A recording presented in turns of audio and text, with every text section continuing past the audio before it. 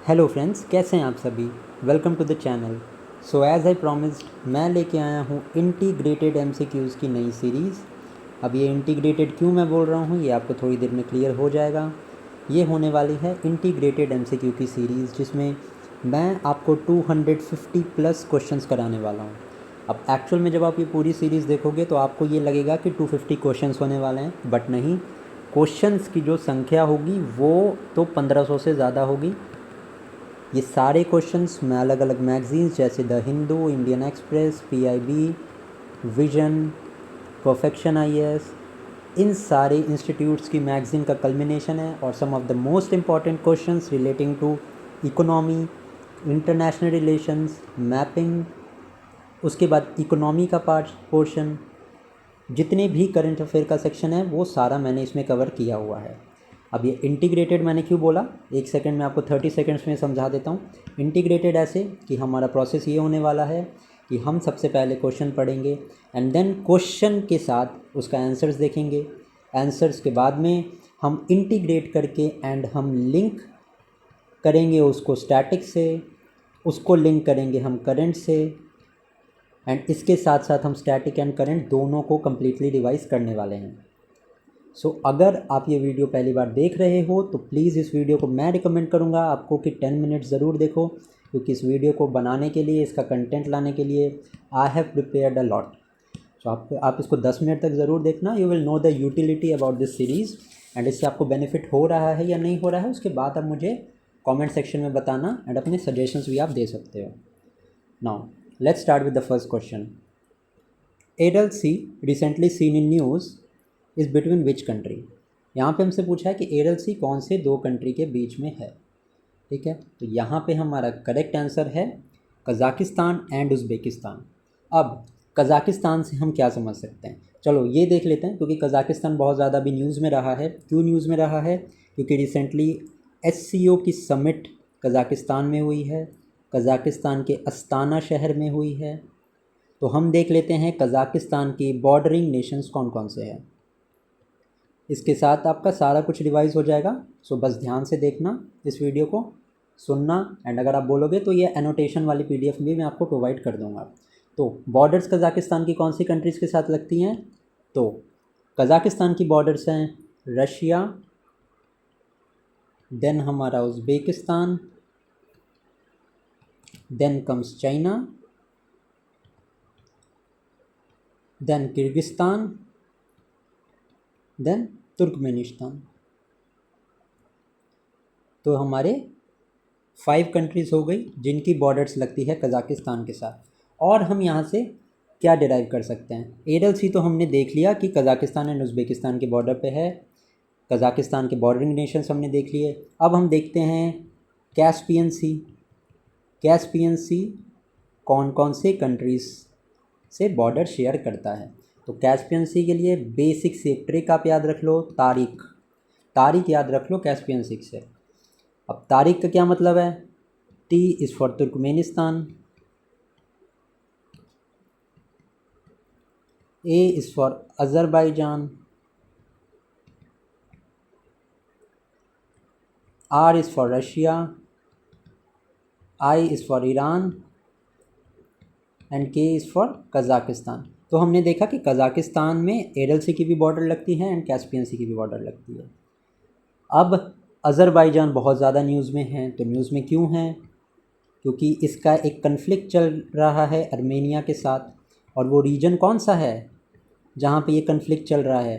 तो this region is called नागार्नो कारबाख। नागार्नो कारबाख का reason है। और एक लचिन कॉरिडोर भी अज़रबैजान में है। अगर आपको ये क्वेश्चन में आता है, चाहे वो स्टेट पीएससी हो चाहे वो यूपीएससी हो, कि लचिन कॉरिडोर कौन सी कंट्री में है, तो करेक्ट आंसर होगा अज़रबैजान। ठीक है, अब यहाँ हमने कैस्पियन सी भी देख लिया। तो चलो फिर नेक्स्ट सी देखते हैं कौन सा है। ब्लैक सी है। ये भी बहुत ज़्यादा न्यूज़ में रहा है। क्यों रहा है?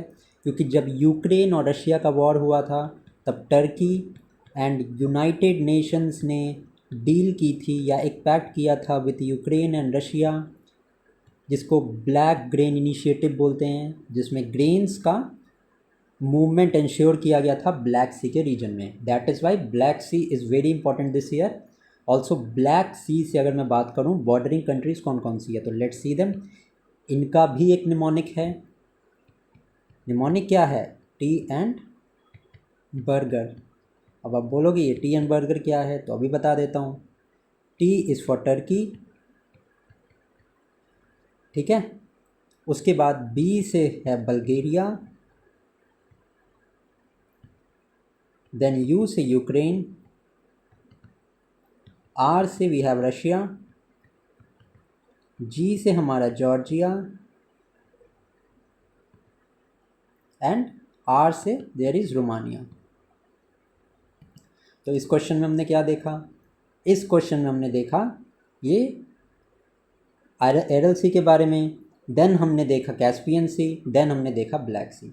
अब यहाँ पे कज़ाकिस्तान का बहुत ज़्यादा नाम आ रहा है, ठीक है। और कज़ाकिस्तान में मैंने अभी आपको क्या बताया? कज़ाकिस्तान में मैं पेन का कलर चेंज कर देता हूँ ताकि डिफ्रेंशिएशन हो जाए। अब कज़ाकिस्तान से मैंने आपको क्या बताया? कज़ाकिस्तान में हुई थी अस्ताना में SCO की समिट। अब चलो SCO को भी देख लेते हैं, शंघाई कोऑपरेटिव ऑर्गेनाइजेशन, ठीक है। ये क्या है SCO? SCO एक पॉलिटिकल, इकोनॉमिक और सिक्योरिटी का अलायंस है।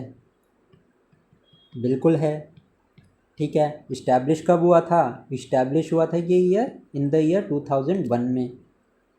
मेंबर्स कितने हैं? तो 9 मेंबर स्टेट्स हैं। नाम इनके याद रख लेना। नाम क्या है? चाइना, इंडिया, एंड इंडिया ने कब ज्वाइन किया था? 2016 में। Then there is Pakistan. Pakistan के बाद कौन सा है? रशिया है।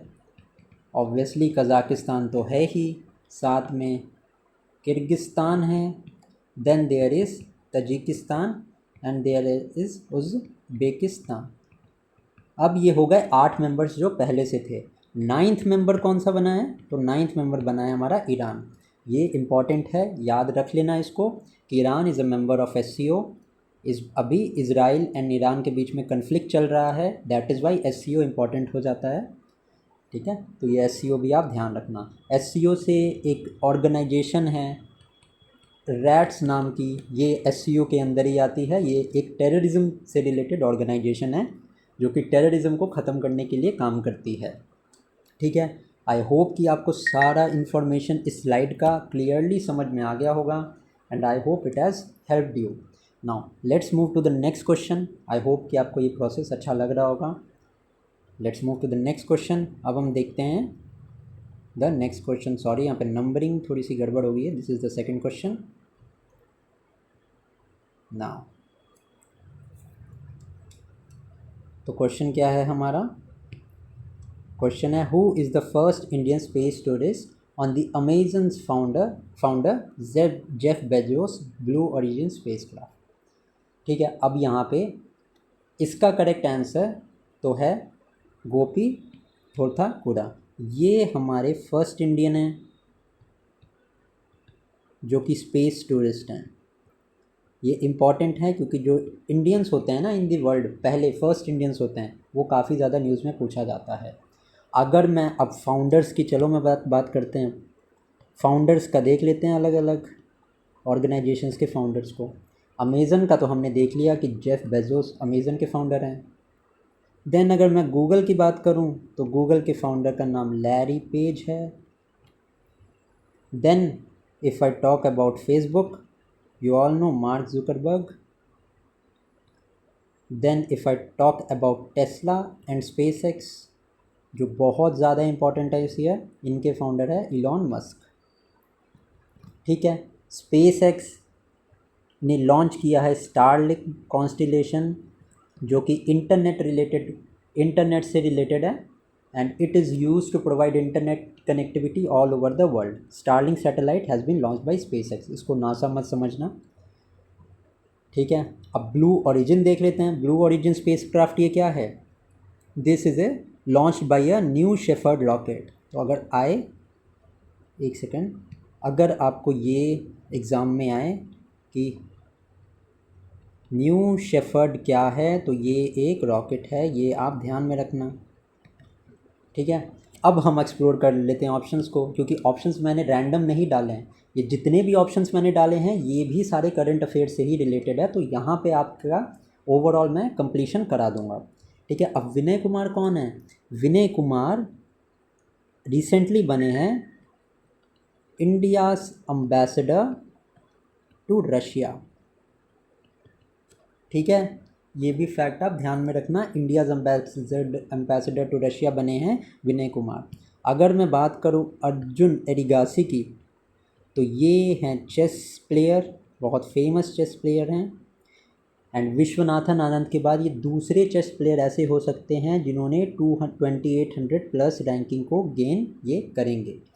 इसके अलावा जो और चेस प्लेयर्स हैं उनका नाम आपको पता ही होगा, आर प्रज्ञानंदन एंड वैशाली रमेश बाबू, ये दोनों भाई बहन हैं, इनको तो आप जानते ही होंगे।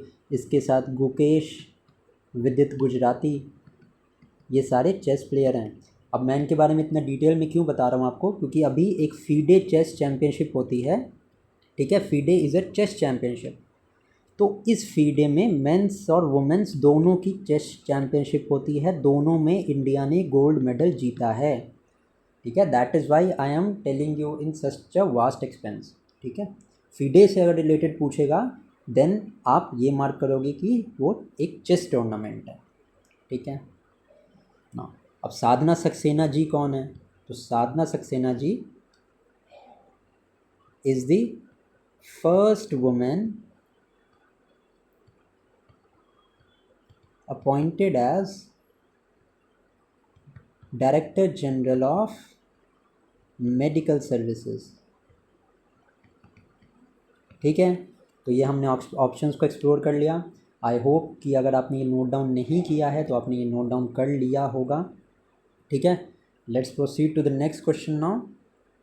हमारा थर्ड क्वेश्चन है, in the recently conducted Lok Sabha elections which of the following were the first tribe to cast vote.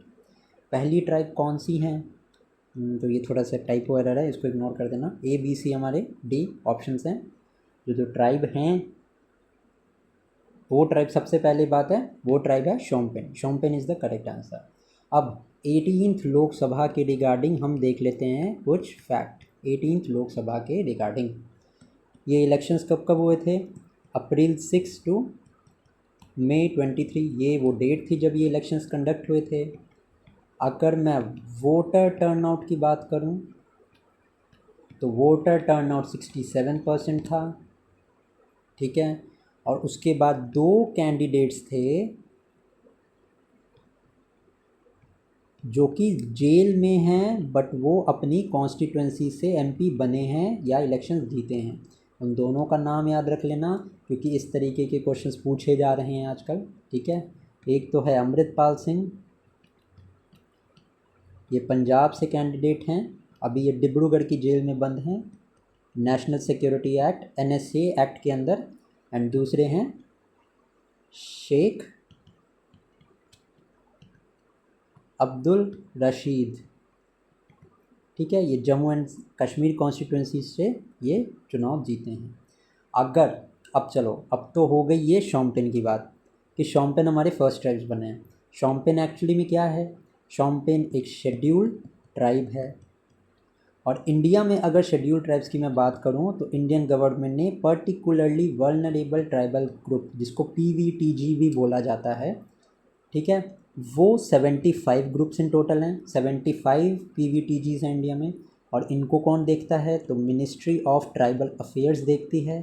ठीक है, मोटा से याद रख लेना। और ये अराउंड 18 स्टेट्स में फैले हैं।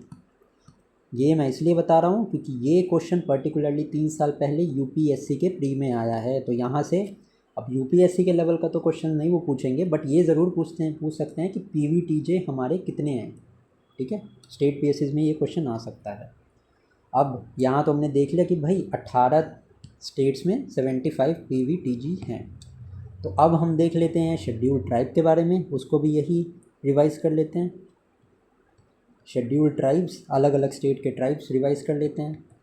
तो लार्जेस्ट ट्राइब की अगर मैं बात करूं तो लार्जेस्ट ट्राइब कौन सी है इंडिया में? वो है भील ट्राइब। ठीक है, महाराष्ट्र, छत्तीसगढ़, मध्य प्रदेश के रीजन में ये मिलते हैं। नेक्स्ट अगर मैं टोडास की बात करूं तो टोडास हमारे तमिलनाडु में है।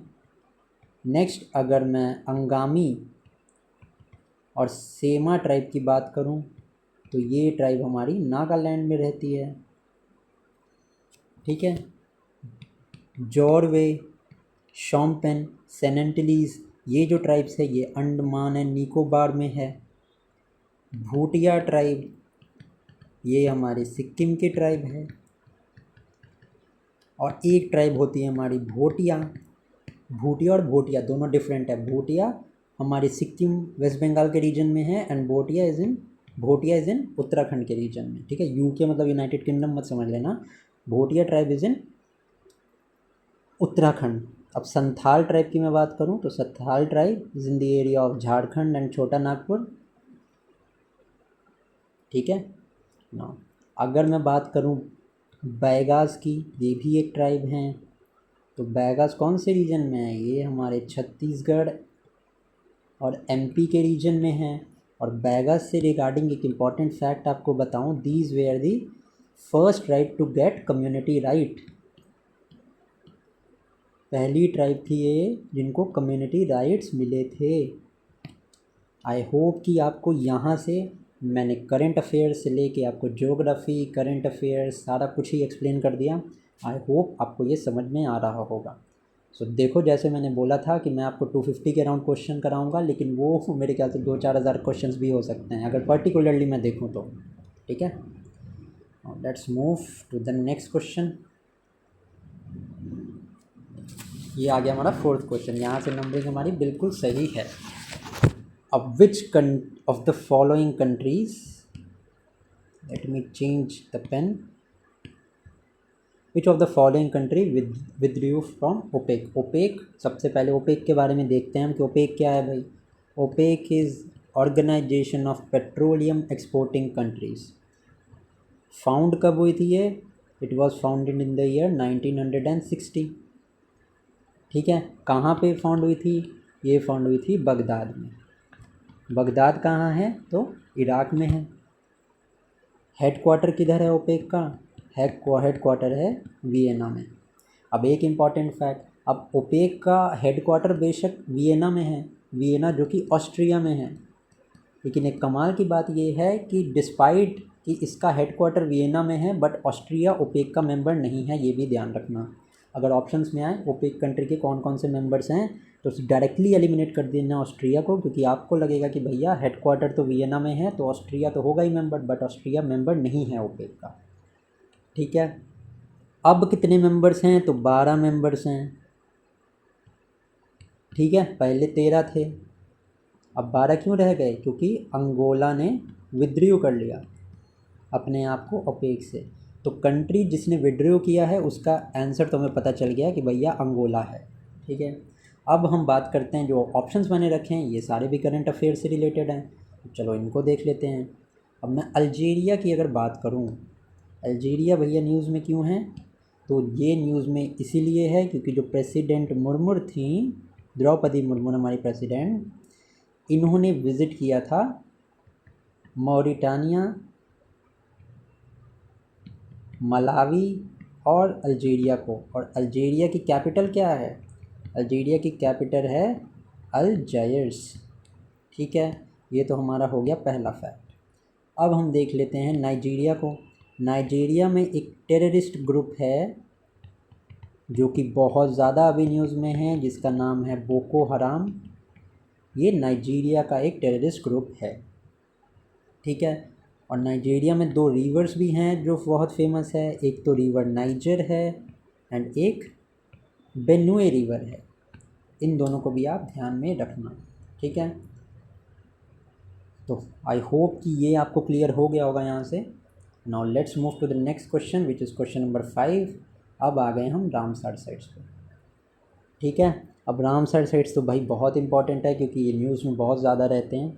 हर साल हर 6 महीने पे एडिशन होता रहता है रामसर साइट्स पे। तो चलो देखते हैं। सबसे पहले तो which state has highest number of Ramsar sites, इस क्वेश्चन को हम करते हैं बाद में एड्रेस। पहले हम देख लेते हैं कि रामसर साइट्स भैया है क्या।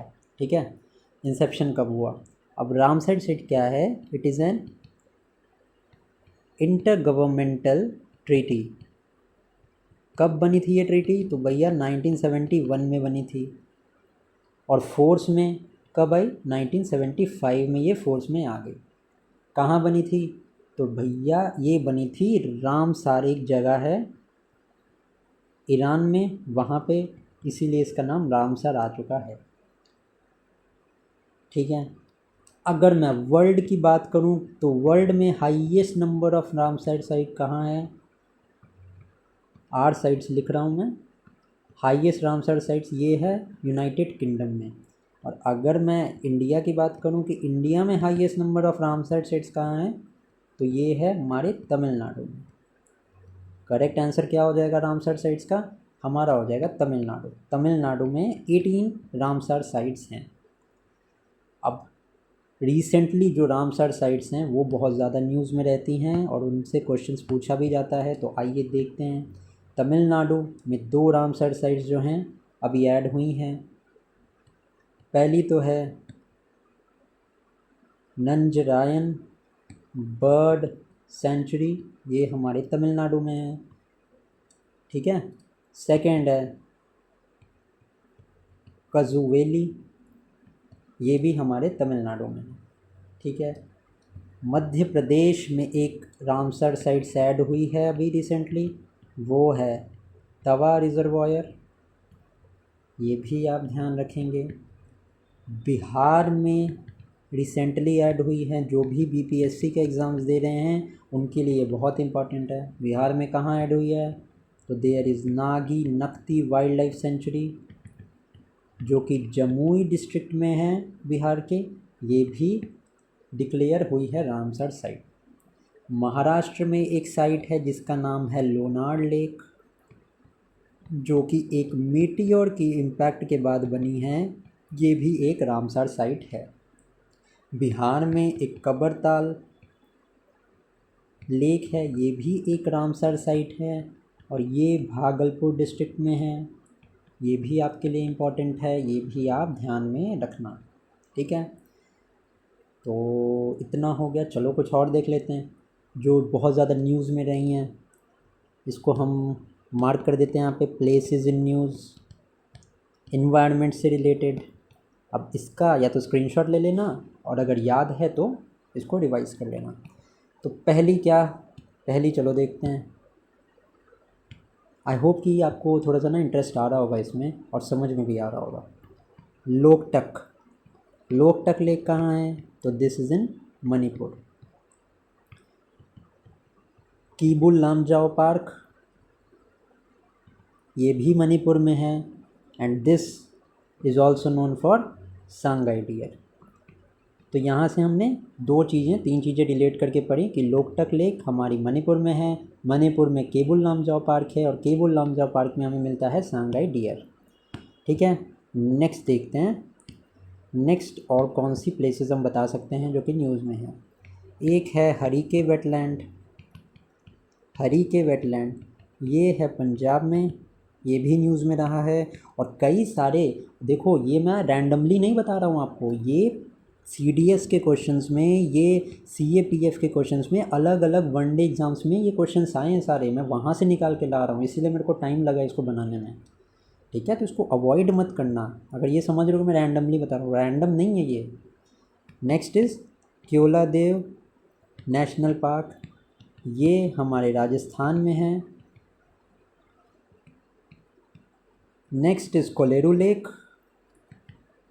लेक में आपको कन्फ्यूज़न हो सकती है, तो ये याद रखना, ये आंध्र प्रदेश में है।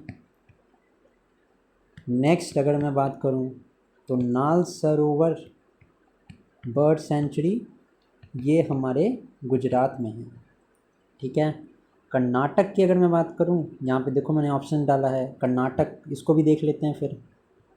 अगर मैं कर्नाटका की बात करूँ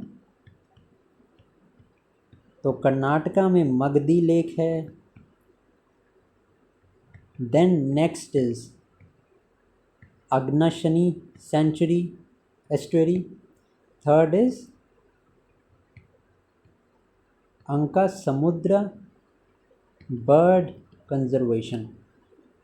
हिमाचल प्रदेश की मैं बात करूं तो हिमाचल प्रदेश में एक पौंग डैम है, और दूसरी इम्पॉर्टेंट चीज़ है ब्यास रिवर पे ये बना हुआ है। आई होप कि ये सारी इन्फॉर्मेशन आपको लाउड एंड क्लियर बहुत ईजिली समझ आ गई होगी। Now let's move to the next question, that is question number 6। Mission Aspides. अब मिशन एस्पिडस किसने लॉन्च किया है? तो ये लॉन्च किया है यूरोपियन यूनियन ने। मिशन एस्पिडस है क्या?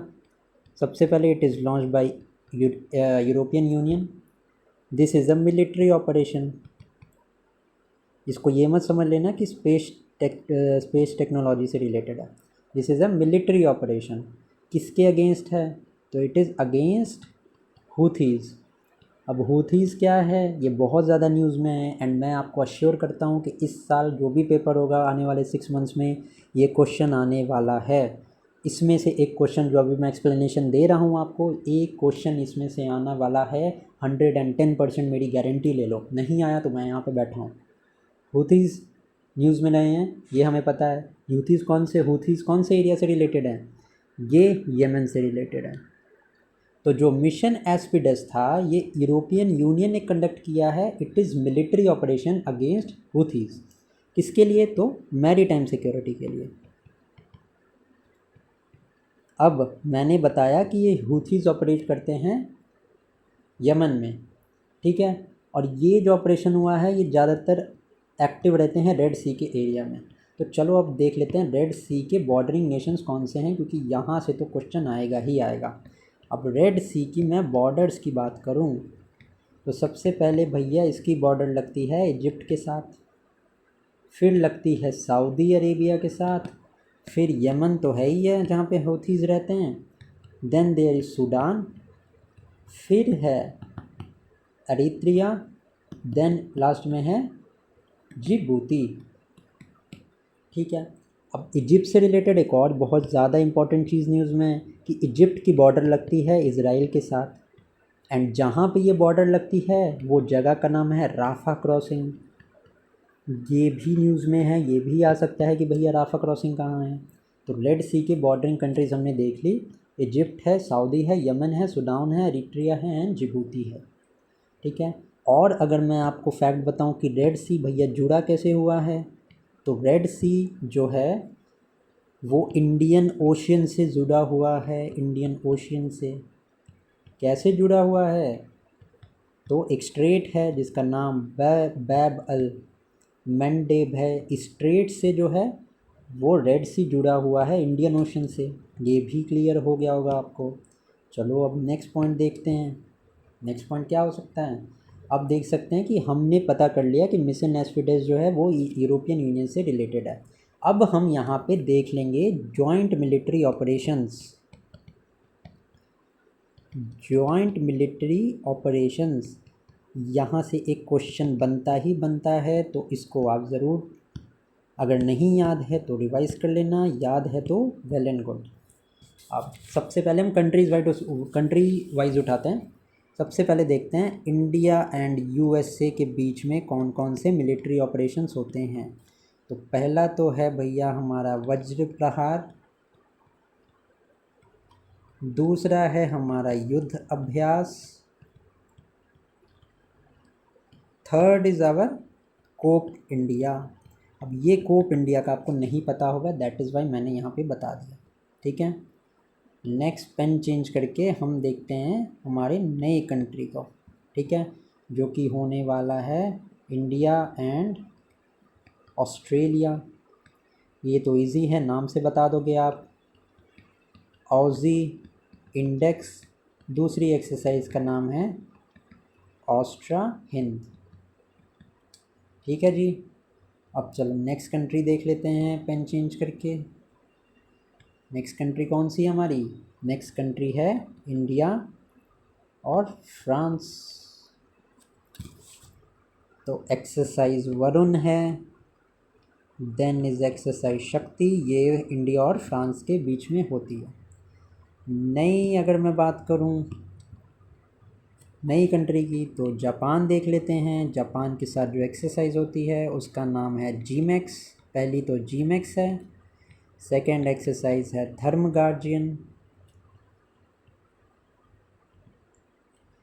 थर्ड हमारी शीनू मैत्री। अब इंडिया जापान हमने देख लिया, अब देख लेते हैं इंडिया एंड बांग्लादेश। अब बांग्लादेश के साथ कौन सी एक्सरसाइज होती है? सबसे पहला तो बोंगो सागर है, ये तो नोट कर लेना। एक है टेबल टॉप, ये मैं वो बता रहा हूँ जो मेजोरिटी या तो नहीं जानते होंगे या तो कन्फ्यूजन होगी, ठीक है। Third is Sampriti exercise. अब मैं बात कर लेता हूँ श्रीलंका के साथ। श्रीलंका के साथ होती है मित्र शक्ति। दूसरी है स्लीमैक्स। अब अगर देखना चाहें तो एक आध और देख लेते हैं, नेक्स्ट कंट्री देख लेते हैं। Then there is Thailand. Thailand के साथ कौन सी एक्सरसाइज होती हैं? तो पहली तो है मैत्री, शीनू मैत्री जापान है एंड सिर्फ मैत्री is with Thailand and sand Bharat, ठीक है। अगर इंडोनेशिया की मैं बात करूं तो इंडोनेशिया के साथ होती है गरुड़ शक्ति। आई होप ये सारा कुछ आपको क्लियर हो गया होगा यहाँ पे, ठीक है, जितना मैंने बताया है। मंगोलिया के साथ तो पता ही होगा आपको, नोमैडिक एलिफेंट होती है, ठीक है। नेपाल के साथ होती है सूर्य किरण। तो आई होप ये सारा जो बताया अभी क्लियर होगा। Now let's move to the next question, हमारा क्वेश्चन नंबर 7। देखो ये क्वेश्चंस तो थोड़े से स्लो हो रहे हैं, मैं जानता हूँ इस चीज़ को, बट जो मेरा प्रोसेस है ना, आई होप कि दिस इज़ हेल्पिंग यू। अभी प्रेडेटर मिसाइल रिसेंटली जो है ये यूएसए के मिसाइल हैं। ये प्रेडेटर मिसाइल इज़राइल को तो दी ही हैं यूएसए ने, इंडिया को भी दी हैं। तो अभी तो मैंने बता दिया आंसर क्या है। प्रेडेटर क्या है? एक मिसाइल है, ठीक है।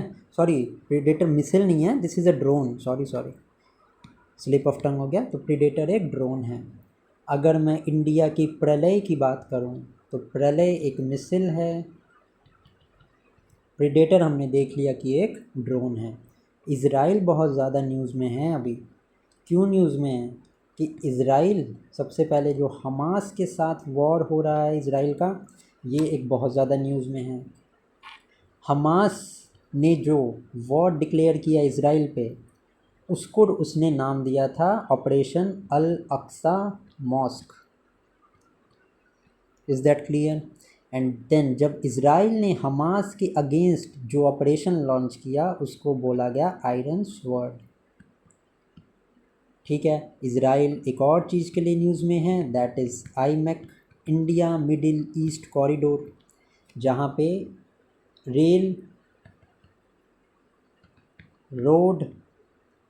रोड एट्सेट्रा अदर मीन्स से शिपिंग वगैरह इंक्लूड करके एक कॉरिडोर बनाया जा रहा है जो कि इंडिया से एक्सटेंड करेगा टू यूरोप, ठीक है। उसमें इज़राइल भी एक पार्ट है। अब इज़राइल की कौन सी जगह उसमें इंक्लूड की गई है? तो दैट इज़ हाइफा पोर्ट। तो ये इज़राइल में है, ये आप ध्यान रखना, ठीक है। तो इज़राइल से रिलेटेड ये इंपॉर्टेंट फैक्ट्स हैं। बाकी अगर मैं बात करूं तेजस की, तो Tejas is a light combat aircraft.